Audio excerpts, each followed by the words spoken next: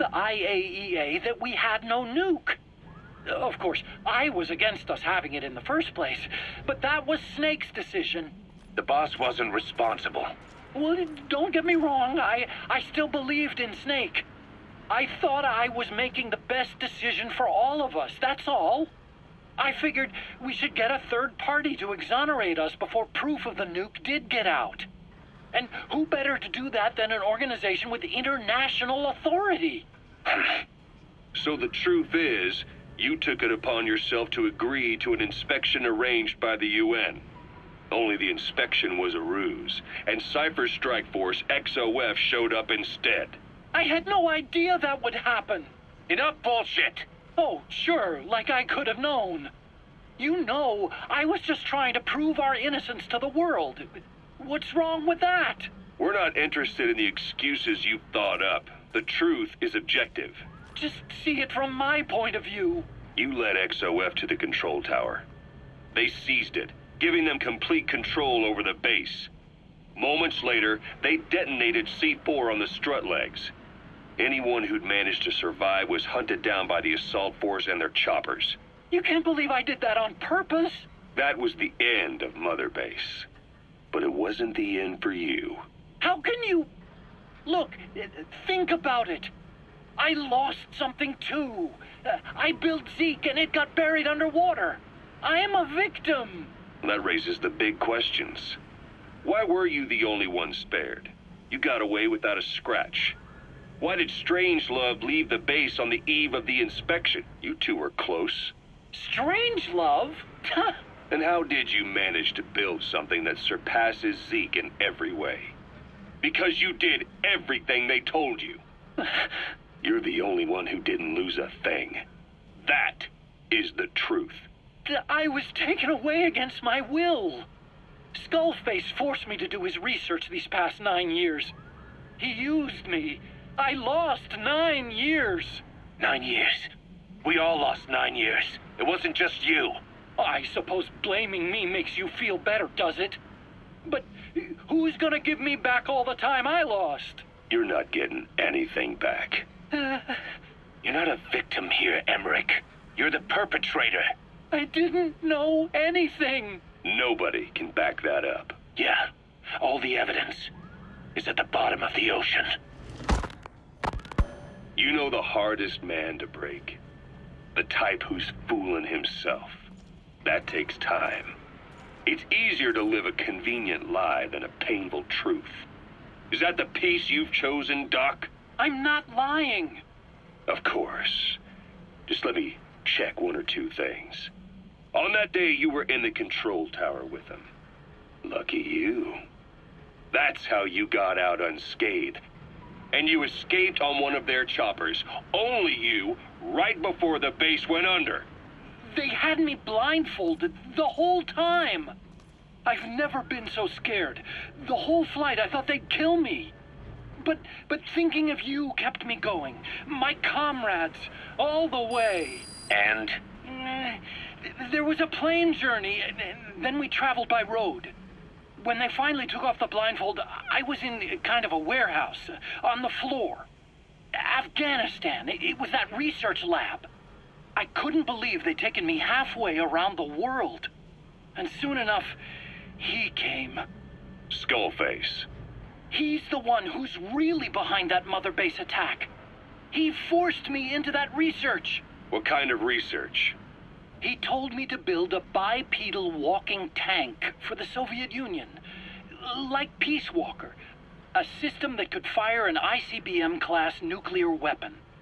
That's how the Sahelanthropus project got started. Sahelanthropus. Those AI weapons I'd made in Costa Rica were like toys by comparison. A whole world apart from reptilian four-legged crawling and that ridiculous hunched-over bipedal waddling. My design evolved to the dawn of mankind. Sahelanthropus, the first steps towards humanity. An upright bipedal weapon system. Originally, Sahelanthropus was going to be a manned weapons platform. I designed a cockpit in its head, and I planned to fill it with water as a buffering agent. Like how Paz modified Zeke for human control. Don't compare me to some amateur. I designed it for human control from the beginning. The problem was miniaturizing the posture control AI. You remember the reptile pod? The AI that controlled your unmanned weapons. Attaching it externally makes it vulnerable, so this time I wanted it beneath the armor. Meaning I had to make the AI smaller. I got it down to less than a tenth the size without any loss in computation speed. But it was still too big for the cockpit. There wasn't enough room for the pilot. If I made the head bigger, its body would have to be bigger to support it. Too big to be practical. In the end, human piloting was taken off the table. I tested a remote control system too, but there was the time lag and I wasn't satisfied with its precision either. Plus, it would be useless if the enemy jammed it. So next, I went back to trying an AI-only system. To do that, I had the AI pods recovered from Nicaragua. This was a hybrid AI, a combination of Peace Walker's reptile and mammal pods. The only AIs that had ever successfully operated an unmanned nuclear weapons system. Really? You'd need some help to get that working. Expert help. Did you work with someone? I worked alone. You did that yourself? Well, that's the thing. The AI didn't pan out in the end either. But I did finally get Sahelanthropus walking by folding over its upper body to lower its center of gravity. The first upright bipedal locomotive weapon system in the history of mankind. I guess technically it falls into the anthropoid ape category. I don't see the benefit of having it stand taller. On terrain with significant differences in elevation like Afghanistan, you need a body that's vertically adaptable. That also lets it attack from long range while using mountain ridges for cover. So, making it walk upright was the most important factor in giving it superior height capability. As the name suggests, that was the whole point of Sahelanthropus. But I was being pushed for results.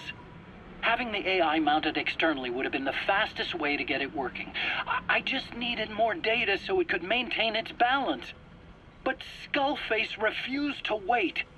He dismissed the idea of AI control and took Sahelanthropus away from me before I could finish it. But it was walking when it came after you. That's just it. I don't understand how Skullface got it to move upright, without a pilot or an AI. And walking at that speed, too. It's beyond anything I could have imagined. This is like the Wright brothers making it to the moon. I'm just as clueless as you are. So this Sahelanthropus, where is it now? I have no idea. All my experiments took place at that cave. I've never seen it anywhere else. Besides, it's still just an incomplete prototype at this point, and nothing but a paper tiger. Even if it can walk, it's far from being a viable weapons platform. It wouldn't be useful in actual battle. Emmerich will remain here at Mother Base for now, but not as a member of Diamond Dogs. I still don't trust him. That work for you? Fine by me. He can't be allowed any contact with staff either. Yeah. A lot of the guys would love some payback for 9 years ago. We still need him alive. But we have to restrict his movements. He can only go where we tell him. And of course, the interrogations will continue. He worked for that skull bastard for nearly a decade. He still has more to tell us. How long are we gonna press him? If our investigation shows he really had nothing to do with the attack, we'll reconsider his place here.